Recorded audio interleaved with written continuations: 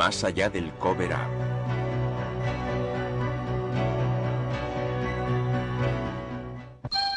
A veces pienso en lo rápido que se desvanecerían nuestras diferencias si tuviésemos que afrontar una amenaza foránea procedente de otro mundo. Ronald Reagan. Los ojos eran de forma ovalada, la nariz muy estrecha. La boca y las orejas eran fisuras. No tenían pelo y presentaban una gran cabeza calva. La denominada clasificación de Hynek fue enunciada en 1972 por el astrofísico estadounidense Joseph Allen Hynek. Se trata de la primera clasificación del fenómeno ovni basada en criterios científicos. En ella Hynek propone las 3 clases siguientes de encuentros cercanos.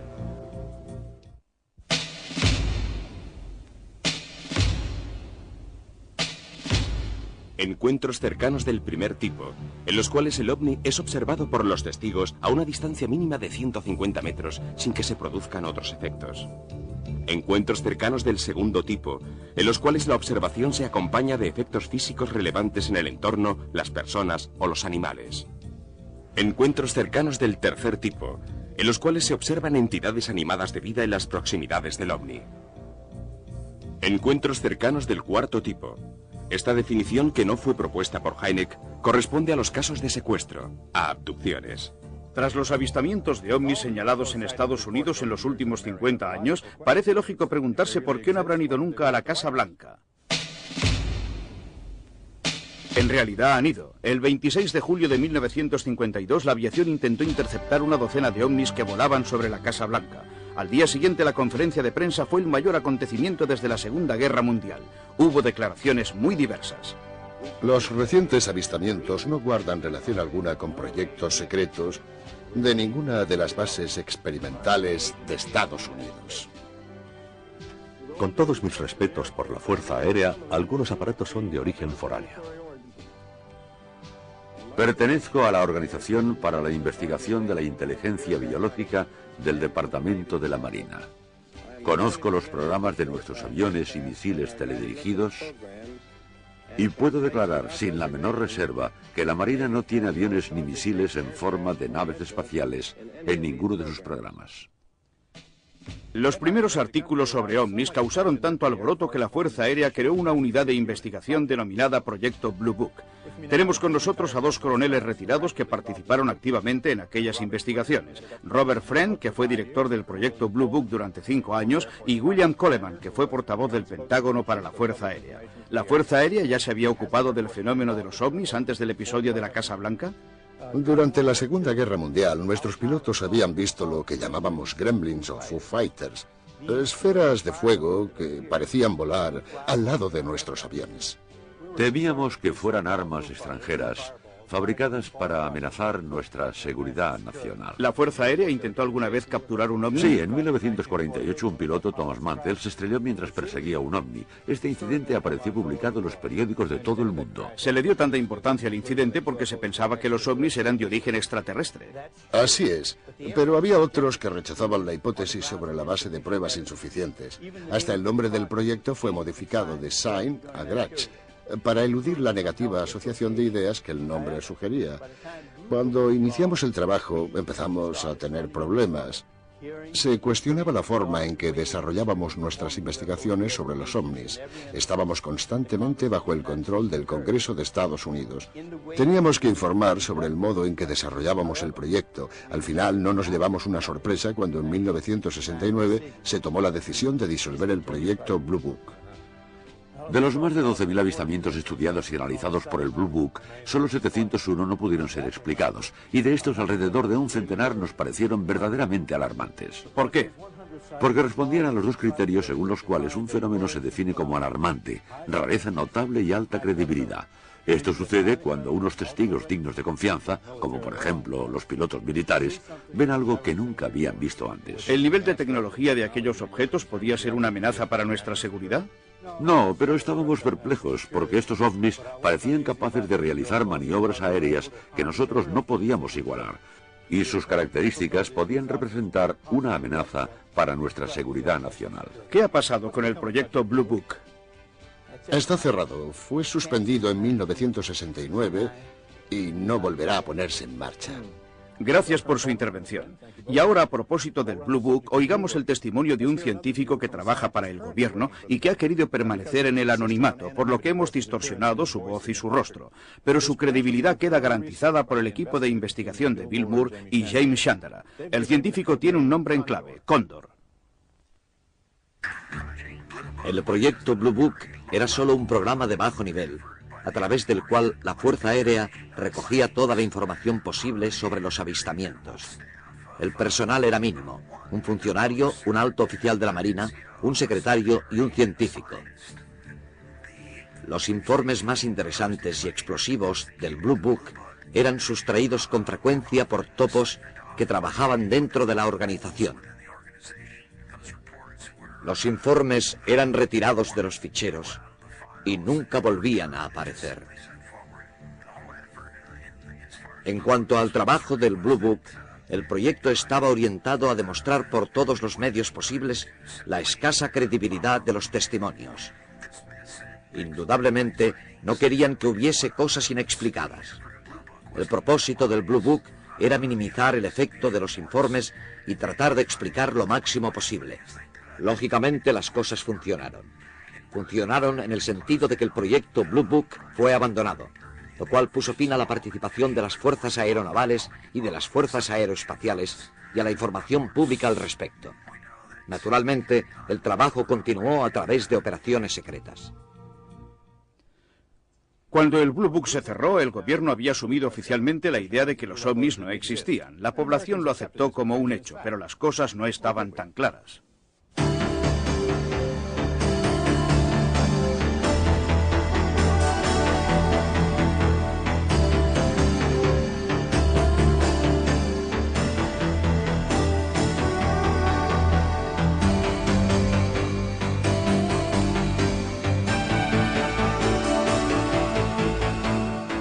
El proyecto Blue Book estudió miles de casos ufológicos. Sabemos que los ovnis representaban en realidad un problema para la seguridad nacional de Estados Unidos. En todos los países del mundo, en el ámbito militar y de los servicios de inteligencia, la información y los documentos se consideran según un criterio de evaluación que les asigna un grado determinado de secreto. En Estados Unidos y en la OTAN se emplea una terminología constituida por términos como confidential, secret, top secret, y así sucesivamente hasta los grados más altos, como Cosmic Top Secret o Eyes Only, solo para ver. Documentos de los que solo existe un ejemplar y cuya duplicación está absolutamente prohibida, por lo que solo pueden ser leídos por los interesados. La clasificación del grado de secreto permite que ciertas informaciones pasen de un nivel superior a otros inferiores hasta llegar a la desclasificación, a partir de la cual es posible su lectura y difusión sin restricciones particulares. En el campo ufológico, un volumen notable de documentos oficiales de diversos países corresponden a materiales e informes clasificados originalmente como secretos y posteriormente desclasificados y puestos a disposición del público. Es lo que ha sucedido, aunque solo parcialmente, con los documentos, las fotos, las películas y las pruebas sobre los ovnis recogidos por el proyecto Blue Book.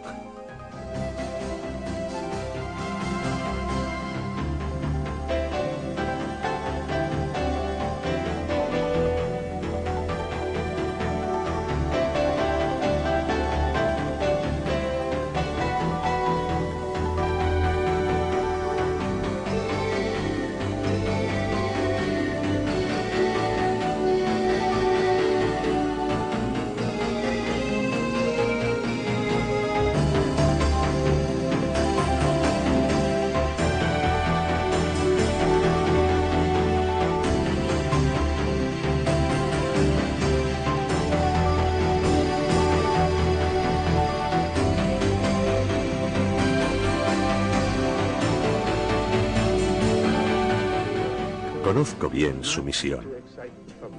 Les han dicho que no asusten a la gente, que no fomenten la alarma. Lo he visto con mis propios ojos. Cuando se encuentran ante un suceso que no pueden explicar, y no son pocos, se inventan una explicación. Ha sido así. Cuando los acontecimientos son muy difíciles de explicar, son capaces de dar auténticos saltos mortales para excluir toda posibilidad de duda. Esa es su misión, por justa o equivocada que parezca, evitar que la gente se alarme.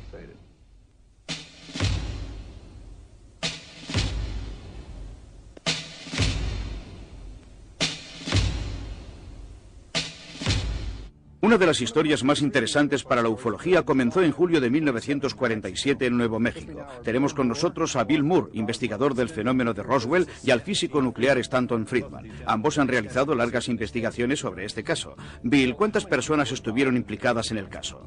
Disponemos de alrededor de un centenar de testimonios. Uno de los testigos más importantes es Bill Brazel. El padre de Bill era el administrador de la finca donde se produjo el accidente. Al parecer, un ovni sufrió una avería en la zona como consecuencia de una tormenta. Al día siguiente, Brazel salió a caballo para inspeccionar los daños en la finca y encontró los restos de una astronave esparcidos sobre un radio de casi media milla. Los cadáveres fueron hallados a unas 2 millas del lugar. Un momento, ¿qué cadáveres? Cadáveres de extraterrestres, o si lo prefiere, de entidades biológicas de otro planeta. Según algunos testimonios, no tenían pelo, tenían la cabeza grande y llevaban un traje gris sin costura, semejante a la piel humana. En nuestra opinión, debieron abandonar la nave mediante un dispositivo de eyección. ¿Intervino la Fuerza Aérea para llevarse los cadáveres y practicarles la autopsia? Sí. Esta información me parece preocupante. Dígame la verdad, ¿hasta qué punto todo esto se ha comprobado realmente? Sabemos con certeza que una nave espacial tuvo un accidente. Se encontraron algunos cadáveres que fueron retirados junto con los restos de la nave. Podemos demostrar que la historia fue rápidamente silenciada y clasificada como top secret. Los platillos volantes existen, esa es la verdad. La primera persona enviada por la Fuerza Aérea al lugar del accidente para investigar fue el mayor Jesse Marcel. Hemos localizado al hijo del mayor Marcel, que en la época del accidente tenía 12 años y no ha podido olvidarlo. Bienvenido, señor Marcel. Gracias por estar con nosotros esta noche. Buenas noches. Háblenos de cuando su padre volvió a casa después de visitar el lugar del accidente. Después de inspeccionar el lugar del accidente, mi padre volvió a casa con el coche cargado de restos metálicos. Mi madre y yo pudimos verlos. Entre otras cosas, había un fragmento semejante a una lámina. Era de metal, como el revestimiento de los aviones, pero no se parecía a nada que hubiese visto antes. También había una especie de placa de unos 30 centímetros de ancho y 1 metro de largo, y en la superficie interna había unos símbolos parecidos a los jeroglíficos egipcios. ¿Cómo explicó el accidente la Fuerza Aérea? Dijeron que había caído un globo sonda. ¿Su padre creyó esa versión? No, no se la creyó en absoluto. Estaba convencido de que era un intento de ocultar los hechos. ¿Qué ha pasado con los restos? Los trasladaron y nunca más se ha sabido de ellos. ¿A dónde los llevaron? A una base en Fort Worth, Texas. Doctor Marcel, aunque era muy joven, usted ha visto y tocado personalmente ese material. ¿Qué piensa del caso Roswell? Tuve aquel material en mis propias manos y estoy seguro de que no era algo de este mundo. Lo que pienso es que no estamos solos.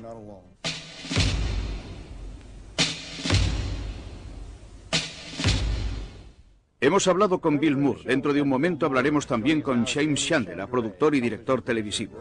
Hace 6 años ellos empezaron a tener contactos con agentes del gobierno a propósito de los ovnis y han reunido una importante cantidad de información sobre los programas desarrollados por el gobierno en este ámbito. Bill, ¿cómo se iniciaron esos contactos? Después de un programa de radio en el que yo había participado, un hombre me llamó y me dijo: "Usted es la única persona que ha hablado de manera coherente sobre este tema". Me dijo que era un agente del gobierno de los servicios secretos y que quería ofrecer a la opinión pública información sobre los ovnis. ¿Se refiere a Falcon, cuya voz hemos escuchado distorsionada para proteger su identidad? Así es. El material que recibí de Falcon era tan increíble que pensé que yo solo no iba a poder manejarlo. Así fue como empecé a colaborar con James. En junio de 1982, Falcon nos habló del MJ-12. Las funciones del MJ-12 eran las de un grupo político que se ocupaba de las actividades extraterrestres y los contactos con ovnis en Estados Unidos. Este grupo político contaba con la aprobación presidencial. Una rama militar aplicaba las decisiones del MJ-12. ¿Cómo ha conseguido los documentos sobre este grupo? Me fueron enviados en un sobre que contenía la orden ejecutiva del presidente Truman de instituir el MJ-12 y un documento para el presidente Eisenhower destinado a informarle sobre el incidente de Roswell y sobre el hallazgo de cadáveres de extraterrestres. Después recibimos tarjetas postales procedentes de Nueva Zelanda con jeroglíficos. Eran algo así como adivinanzas, y resolviendo una de ellas, por ejemplo, llegamos a los archivos oficiales de Sweetland, en Maryland, donde descubrimos y consultamos documentos clasificados como Top Secret. Aquello nos llevó al documento Cutler-Twining. Nuestros encuentros con él eran secretos. Un momento, adivinanzas, tarjetas postales, palabras en clave, encuentros secretos. ¿Nunca se les ocurrió pensar que todo fuera una broma? Sí, claro, pero cada vez había una prueba que nos convencía. En su opinión, ¿el MJ-12 existió realmente? Es muy difícil conseguir pruebas al respecto, porque ninguna agencia del gobierno reconoce públicamente su existencia. Si no tienen pruebas, ¿cómo pueden estar seguros? Trabajamos con expertos para comprobar la autenticidad de los documentos, pero lo más importante es que los contactos con Falcon y con otros testigos que han trabajado para el gobierno se multiplicaron. ¿Dignos de confianza? Nos hemos entrevistado con ellos y hemos comprobado sus credenciales. La posición de Falcon, por ejemplo, le daba acceso a la infraestructura del MJ-12. Escuchemos sus palabras. El MJ-12 era un grupo de presión dentro del gobierno creado por el presidente Truman a comienzos de los años 50. Su función era investigar los ovnis y verificar la credibilidad de las informaciones. Parte del trabajo del grupo era científico, pero el propósito principal de toda la estructura era controlar la información sobre los ovnis y verificar su procedencia. Los científicos tenían que analizar la información con el fin de hacer avanzar nuestra tecnología. Forman parte del grupo funcionarios del gobierno y agentes del servicio secreto que guardan el más absoluto silencio sobre las actividades del MJ-12. Entre los miembros del grupo figuran el presidente, el vicepresidente, el director del Servicio Secreto Central, el director de la Agencia de Seguridad Nacional y algunos más. El MJ-12 tiene su sede en Washington, D.C. La Marina de Estados Unidos tiene la suprema responsabilidad operativa y estratégica en lo referente a las actividades del MJ-12. Toda la información reunida a través de estas actividades, no necesariamente por el personal de la Marina, se envía a la Marina para ser analizada. Otras agencias del gobierno proporcionan información al MJ-12 a través de un proyecto secreto conocido como Proyecto Aquarius. El MJ-12 selecciona el personal en los círculos de la seguridad nacional, las unidades del servicio secreto de la Casa Blanca, las agencias de seguridad nacional, la central de inteligencia y los servicios secretos del Departamento de Defensa, todo esto bajo el control de la más estricta seguridad nacional. Le hemos preguntado a Falcon cómo ha descubierto todo lo referente a las entidades biológicas extraterrestres. Este libro, que en los medios del MJ-12 se conoce como la Biblia, contiene en orden cronológico todo lo que ha sucedido desde el mandato de Truman hasta la presencia de 3 extraterrestres como invitados del gobierno de Estados Unidos. La información tecnológica procede de los propios extraterrestres, de los cadáveres hallados en el desierto, sobre todo mediante las autopsias. Ha sido posible obtener datos médicos. Por otra parte, los extraterrestres han ofrecido información sobre su estructura social y otros datos sobre el universo. El libro amarillo es un libro escrito exclusivamente por el segundo extraterrestre. Los libros hablan del planeta de los extraterrestres, de su sistema solar, de su cultura, de su estructura social y de su vida entre nosotros. Pero en mi experiencia con los extraterrestres, lo más interesante ha sido observar que siempre llevaban en la mano un objeto de cristal de forma octogonal, con el que podían enseñar imágenes. imágenes correspondientes a su planeta o a la Tierra, tal como era hace miles de años. ¿Sabe de dónde vienen los extraterrestres? Del grupo de estrellas Zeta Reticuli. Ahora Cóndor nos habla del acuerdo entre nuestro gobierno y los extraterrestres. Por lo que yo sé, existió un acuerdo entre el gobierno de Estados Unidos y los extraterrestres.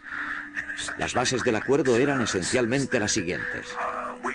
Nosotros no revelamos vuestra existencia si vosotros no intervenís en nuestra sociedad.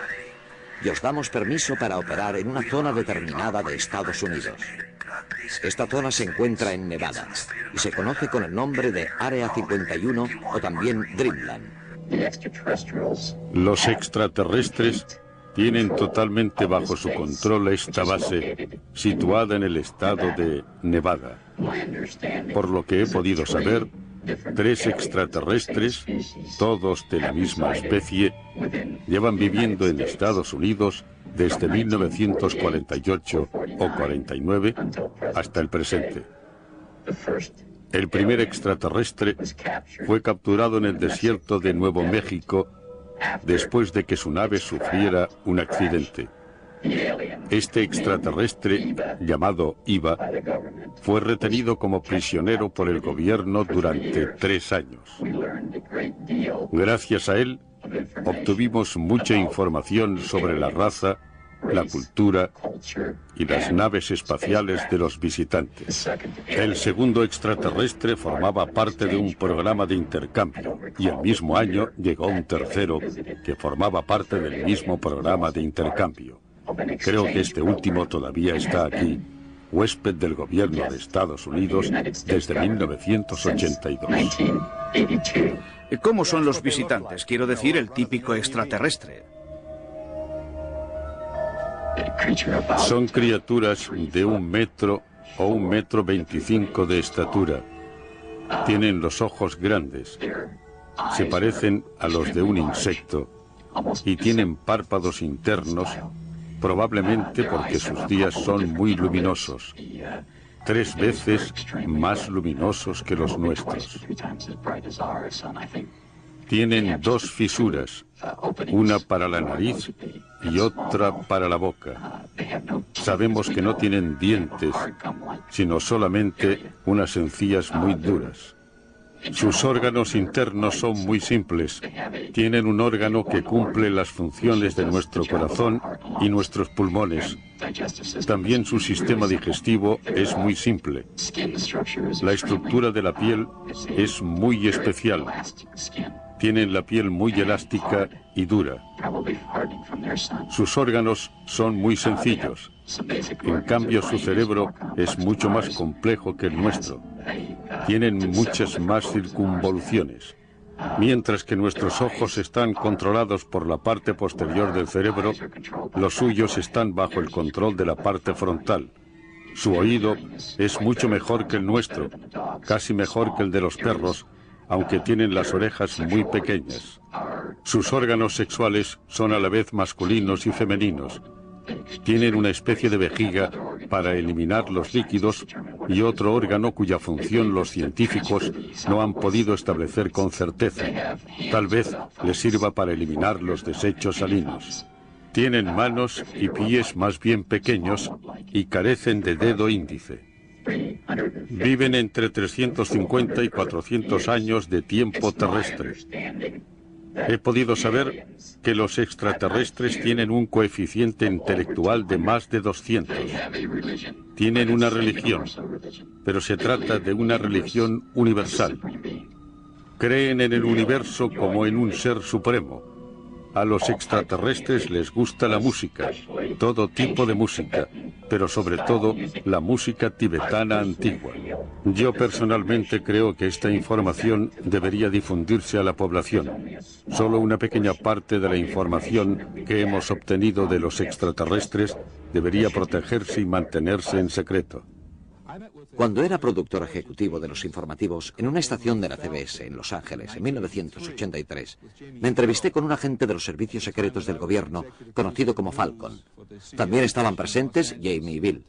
Verificamos sus credenciales, que en ese momento eran auténticas, y cuando volvimos a reunirnos con él en 1987, comprobamos una vez más sus credenciales, que seguían siendo auténticas. Fue así como me convencí de que Falcon era realmente quien decía ser.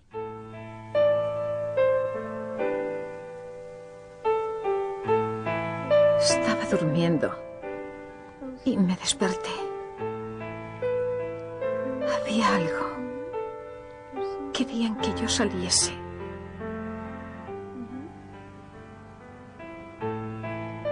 Y yo no sabía cómo hacerlo.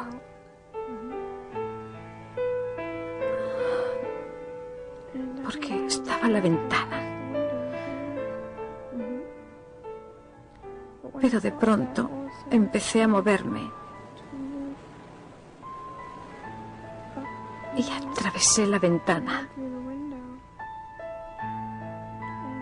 Pensé que era divertido. En el 25% de los casos no hay pérdida de memoria. En el 75% restante, las lagunas de memoria parecen causadas por el hecho de que los secuestradores les han inducido un estado de trance. Hace falta una especie de contratrance para hacerles revivir la experiencia. Pero ¿hasta qué punto resultan creíbles estos relatos? Fundamentalmente en la medida en que tienen puntos comunes. He estudiado cientos de casos de personas desaparecidas durante cierto periodo de tiempo. Ninguna de estas personas consigue dar cuenta del tiempo perdido. Siempre tienen miedo. La sola idea de recuperar la memoria les produce pánico. Pero después hablan de luces extrañas que siempre describen de la misma forma. Las descripciones de la nave espacial y de sus ocupantes son extraordinariamente coincidentes. Todos cuentan que han sido examinados y siempre más o menos de la misma forma. Lo más interesante y también lo más triste es que estos extraterrestres no parecen interesados en comunicarse con nosotros, sino solamente en nuestro estado físico. El profesor Hynek, fallecido en 1986, no ha podido ver lo mucho que han aumentado, tanto en Estados Unidos como en el resto del mundo, los casos de secuestro por parte de ovnis o abducciones. Otros investigadores han creado para estos incidentes la nueva categoría de encuentros cercanos del cuarto tipo. En nuestra próxima cita, analizaremos con más detenimiento este apasionante tema.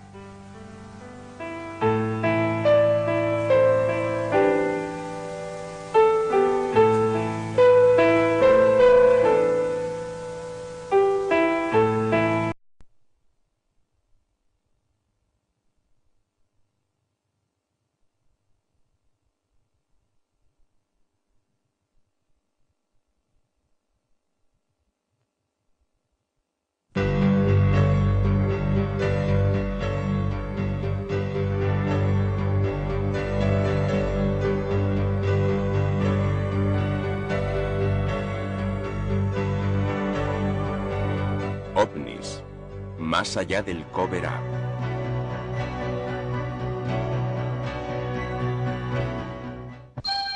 A veces pienso en lo rápido que se desvanecerían nuestras diferencias si tuviésemos que afrontar una amenaza foránea procedente de otro mundo. Ronald Reagan. Denominada Proyecto Blue Book.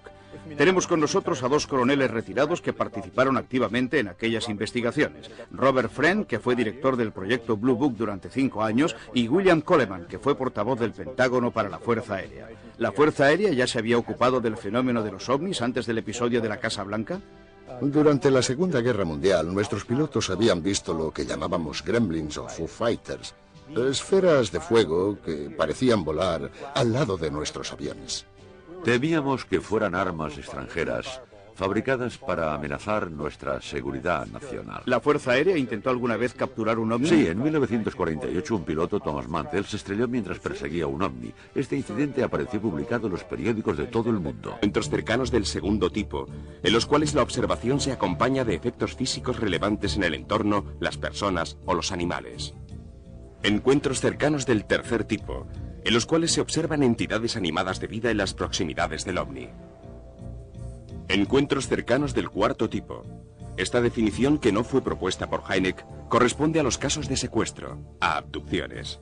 Tras los avistamientos de ovnis señalados en Estados Unidos en los últimos 50 años, parece lógico preguntarse por qué no habrán ido nunca a la Casa Blanca. En realidad han ido. El 26 de julio de 1952 la aviación intentó interceptar una docena de ovnis que volaban sobre la Casa Blanca. Al día siguiente la conferencia de prensa fue el mayor acontecimiento desde la Segunda Guerra Mundial. Los ojos eran de forma ovalada, la nariz muy estrecha. La boca y las orejas eran fisuras.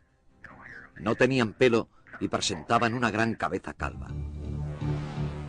La denominada clasificación de Hynek fue enunciada en 1972 por el astrofísico estadounidense Joseph Allen Hynek. Se trata de la primera clasificación del fenómeno ovni basada en criterios científicos. En ella Hynek propone las 3 clases siguientes de encuentros cercanos.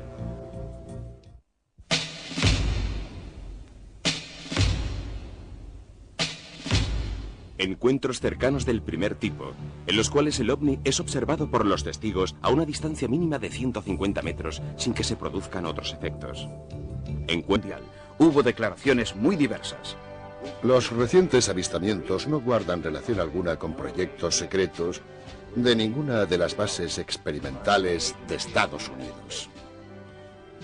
Con todos mis respetos por la Fuerza Aérea, algunos aparatos son de origen foráneo. Pertenezco a la Organización para la Investigación de la Inteligencia Biológica del Departamento de la Marina. Conozco los programas de nuestros aviones y misiles teledirigidos y puedo declarar sin la menor reserva que la Marina no tiene aviones ni misiles en forma de naves espaciales en ninguno de sus programas. Los primeros artículos sobre ovnis causaron tanto alboroto que la Fuerza Aérea creó una unidad de investigación de